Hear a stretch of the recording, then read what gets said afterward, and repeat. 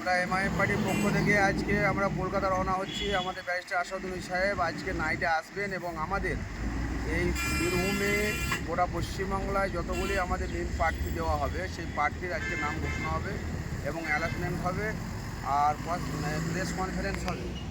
এই বার্তা দিয়ে আমরা আগামীকাল 2026-এর বিধানসভায় জোরদার আমাদের যে সংগ্রামী সৈনিক রয়েছে তারা জোরদারভাবে কাল থেকে আপনারা দেখতে পাবেন যে দুর্নীতিবাজ সরকার চোরের সরকারকে পুনরায়, এটা আমাদের বিশ্বাস যে কোনোদিনই মানুষ তাদেরকে মানবে না, কারণ তারা এমন কোনো চুরি নাই যে চুরিটা ওরা করেনি।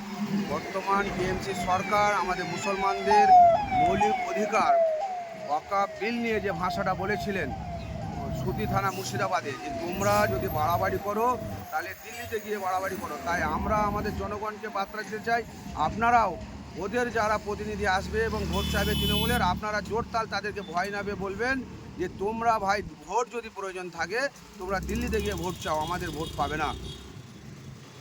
ঠিক আছে। মিম পার্টি, মিম পার্টি, ব্যারিস্টার আসাদুদ্দিন ওবিসি সাহেব, ব্যারিস্টার আসাদুদ্দিন ওবিসি সাহেব, হাজি আনসার সাহেব, নলহাটি বিধানসভা কমিটি।